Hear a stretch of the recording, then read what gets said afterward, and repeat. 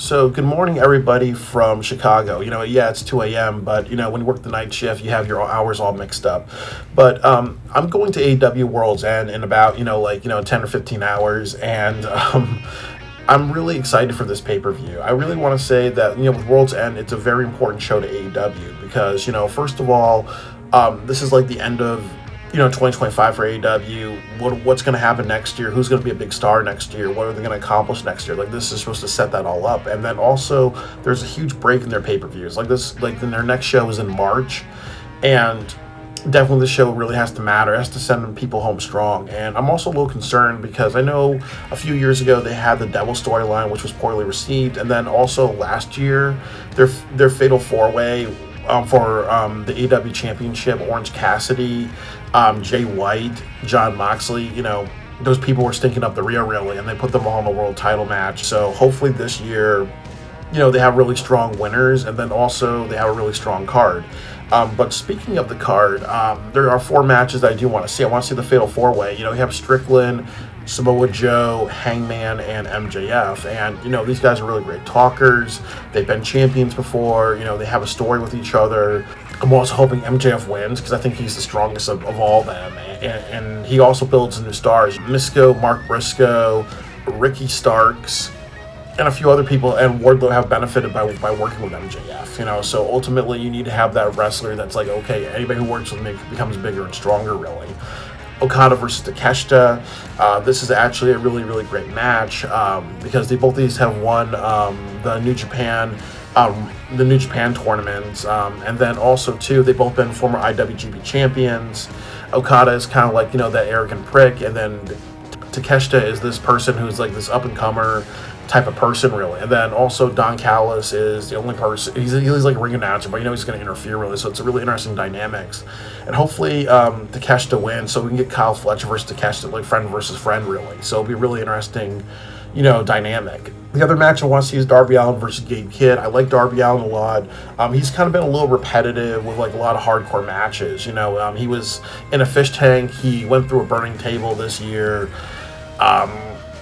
And he's done a lot of other off-the-wall stuff, so it's good when he has matches that are not hardcore to say, hey, you know what, he needs to, diversify his portfolio a little bit. Babes of Wrath versus Athena and Mercedes Moné, because, obviously, the Babes of Wrath, they need to have some strong wins.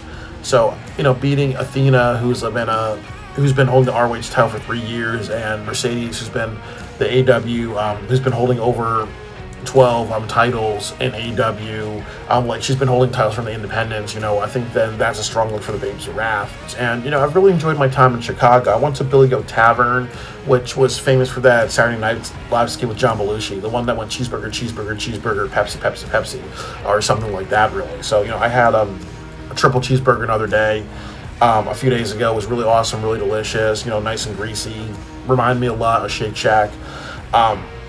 The next place I went to is to Top Notch Beef Burgers. It was definitely one of the best burgers I've had in my entire life. It goes into my top 5 burger places. Nice burger with grilled onions.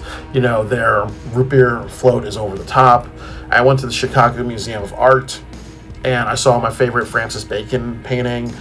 For those who don't know, if you ever watched the Jack Nicholson Joker film, that's the Joker's favorite painting. And then also the other part of it is that I saw Nighthawks.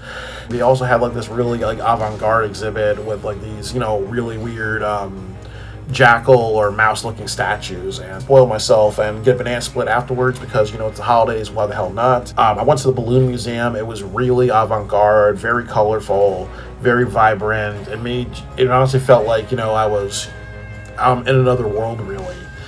And a lot of beautiful fluorescent colors, very like psychedelic, meets a bit of anime, meets a lot of balloons. And then also, I went to the original Hooters, and, I had some good wings. I had a nice chocolate dessert, had a couple of drinks there. You know what?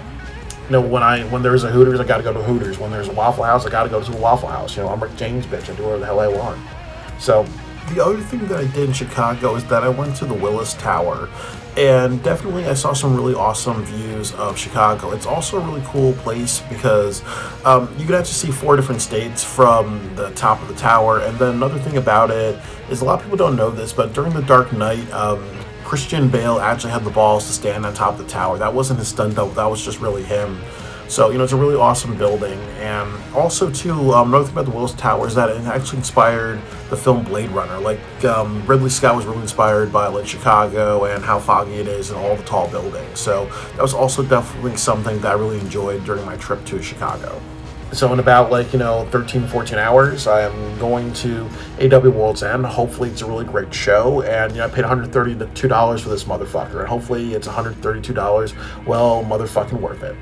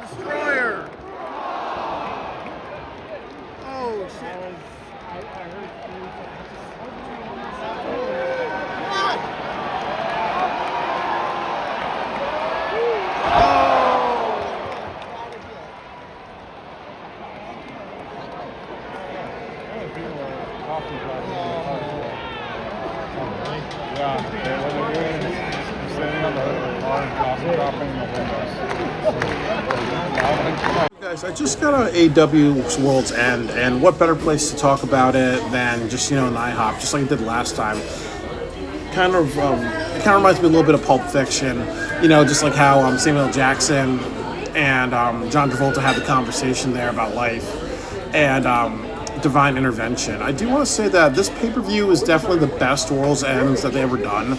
Like, again, 2 years ago, Long Island, they turned a lot of people off the Devil storyline. Last year, they turned a lot of people off continuing the Death Riders.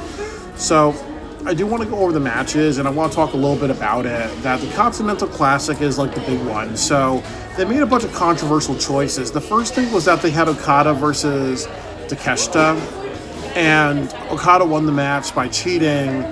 And it was also like a little bit of a plot hole because when they showed the montage of the match, they showed the parts where he was cheating. So that kind of didn't make any sense before he entered in the finals. But the match was very good. It was very compelling. A bunch of near falls, a bunch of hard-hitting shots. But it did kind of sour the night, really, because a lot of people were expecting Takeshita to win. Then a lot of people kind of got worried about Okada winning because they're kind of like saying, because as people said that, what's the point of Okada holding a championship he's rarely defending, and why should somebody be holding a championship for a super long time, like maybe another year, close to 900 days, without really defending it that well. But overall, I was not happy that Takeshita lost. So it did sour my night, but it wasn't really the end of the world. And then the next match was Kyle Fletcher versus Jon Moxley. I think this was a better match. This was definitely one of the best matches I've seen of Jon Moxley in his AEW career. And by far my match of the night. And I really, really enjoyed this match, because, they did a bunch of near falls. They both really pushed each other. Anytime you see a wrestler like Kyle Fletcher wrestle a person like Jon Moxley or a former world champion, it really elevates him. So it says while Kyle Fletcher lost, it's not necessarily, detrimental to him.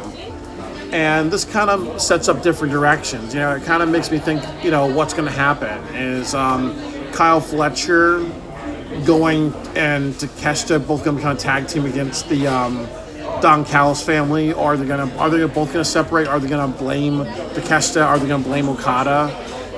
Somebody's gonna be blamed for the Continental title not being there. And then also the other part of it is that I believe since Okada lost the Continental Championship, he's no longer the Unified Championship. So now he's just the International Championship. So the match between Jon Moxley and Okada, I also really enjoyed that because It was a little weird in a way because definitely in Chicago, Jon Moxley just became like a babyface. And I also like that he won this because, again, we took a title away from Okada. And I think with Jon Moxley, it's not a good choice. Takeshita was like the best choice for this. But I think one good thing about this is that it kind of removes the title from Okada. And it also removes the unified title away from him as well, really. Because, again, we can't have like somebody holding 3 belts. There's way too many belts on Okada, really. So just to kind of give him just one, really, everybody gets one, it's a little good.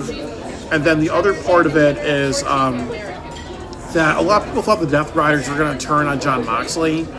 And I was happy that that didn't happen because I know that's kind of like predictable. And sometimes you got to have some unpredictability in professional wrestling. You think it's going to go one way, and it goes the other way. The other thing that I liked about tonight was Gabe Kidd versus Darby Allin. They had a really, really great match, and I also like this a lot because there wasn't a bunch of hardcore stuff in this. This was just these guys blooding each other. They're roughing each other with stuff that's outside the ring, the barricades, the stairs, other things like that. So that's totally appropriate because it makes sense, but also it wasn't Darby Allin, like using weapons or whatever, or going a little crazy. Because like I've said before, if he wants to be a champion, if he wants to be the AEW champion, it cannot just be hardcore stuff, If he wants to do that, then he just should join Combat Zone Wrestling. And he and Gabe get bloodied each other. This was kind of like your hardcore, but not really a hardcore type of match. There were other matches on the card, but I'm going to talk about the ones that I like. The other match that I liked was the main event. And the main event was done very, very well because it was a fatal 4-way, but they didn't overdo it. Thank you very much. They had a fatal 4-way. I got my sparkling raspberry drink.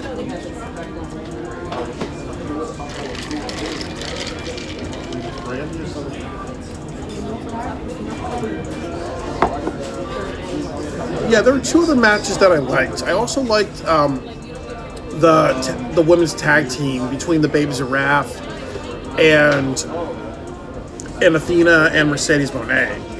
So I like this because, again, when you have Willow Nightingale beat Mercedes, it really kind of shows that, these two girls, Harley Cameron and Willow, they can be a future women's champion. Like, I know Willow's been a champion before, but she's never been the women's champion. She's been TBS, but never the women's champion. And that's kind of like the point of a title, of like the tag team titles. Who stands out with that, who could be a single star in the future.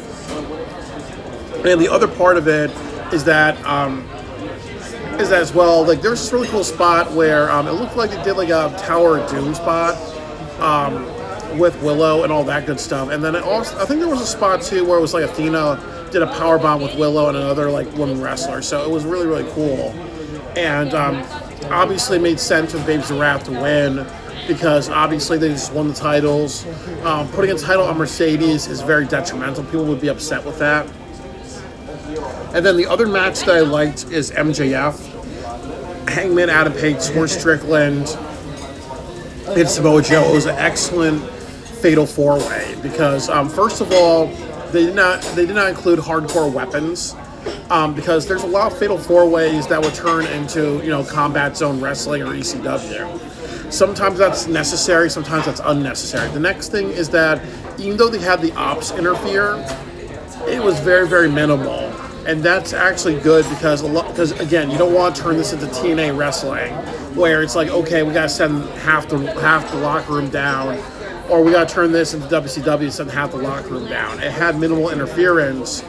I'm also happy because, like I said, MJF is the right champion. The other thing I'm very happy about is that they had the ops and they kicked the ops out. I'm happy Swerve and Hangman did not fight each other. They did not start another feud with each other because that would just be repeat mode. But when I look at this card, I will say a couple of things. That number one, was it worth the $120 that I paid for the show? Absolutely. So yes, yes. How did I feel about the match tonight? The match qualities. I felt that, I felt all of them really delivered. And like I said with AEW, they deliver a lot with their matches. Unfortunately, I think one of the big criticisms, and we all know this with AEW, is that the shows are too long. But they ended at midnight East Coast. This is like a 4-hour show, really. So, I'm not going to complain about this. This is also the last show of the year, so it makes sense for them to do like a 4-hour show because they're not going to do a major show until March. So they want to be a little bit long with this one, no problem. And I think the other thing that I would say is that storyline-wise, I feel with the storylines, I would say this, that they could have done a lot more. I do feel that they took some creative directions. A lot of it is the same, that Takeshita Okada is going to be feuding with each other. The Death Rider storyline is going to continue on. FTR is just holding out for Adam Copeland and Christian Cage to come back. Statlander is going to face anybody on the roster. Mercedes is going to face anybody on the roster. So I think that a lot of it is like what I said about AEW. It's ARW, all repeat wrestling. A lot of it's still going to be a little bit repetitive in a way, really. I also kind of felt maybe what they should have done was Jet Speed versus FTR, since they both did great in the Continental Classic. And then I also kind of said, too, that one of the reasons why they should not have so many special shows, like the holiday shows, is because they could have saved, the women's tournament for this and everything like that. So there were some matches that should have waited for this pay-per-view. So it definitely had its weaknesses in that light. The other thing that I will say about the show is that ultimately, do I feel AEW is in a better direction? Unfortunately, I would say yes. A lot of it is the same, but there are some things that put them in a better direction. So I think that the positives outweigh the negatives. I think the best direction is that Okada is not somebody holding 3 belts. That's important because they overdo belts and they need to kind of get rid of some belts. The next thing that I think is the most beneficial thing is that MJF is the champion because he knows how to create feuds and storylines with different people. He's built different stars. Again, Samoa Joe has a faction. We've seen way too many factions in AEW. Is this TNA Wrestling? Is this WCW? And also, too, with WWE, it's like Paul Heyman has a faction and Braun Breaker may become the champion. So we need to kind of take a break from factions. The next thing that I will say is he didn't do Hangman because it's just like, borrowing the title. And then the other thing I would say is that Swerve, he's done a great job with AEW. But we've already kind of been that. Like, MJF hasn't been a champion for 2 years. If you do MJF versus Ospreay at Wembley Stadium, that is going to be the match. That's actually going to be the big draw, the big moneymaker. So, I think that MJF is the right champion. And I think AEW is in a way better direction because of that. So, and also the other thing too is a lot of people have complained about the AEW championship picture. Like, it's kind of been random people going in and out. Like, Darby Allin was facing somebody for the world title, and then he faced somebody for the tag team title and TNT title. You see Orange Cassidy, who maybe like once every 1 or 2 years or year and a half, he's facing somebody for the AEW championship. So you just established tonight that there's 4 people in the AEW championship picture, and they're all in the Fatal 4-Way. So that's excellent for me. I really respect that because it doesn't feel like it's just, okay, well, it's going to be Anthony Bowens, and then Anthony Bowens is going to be in the tag team division, or it doesn't feel, or we're not going to do something like it's going to be Mark Briscoe, and then Mark Briscoe is going to be in the tag team division. He's going to be in the TBS division, TNT division for a long time, and whatever, really. So I feel like with World's End, I would definitely say, if I was to give it a grade, I would kind of give it, maybe like a B-, because I do think there's a lot of repetitive stuff in this. There's a lot of things that they should have, that were on the holiday specials that should have been on this card, really. And that's how I feel about it. I think, but it's definitely in a really great direction. the last 2 years of World's End, their shows were kind of like a D- to me, because they actually were really detrimental to AEW.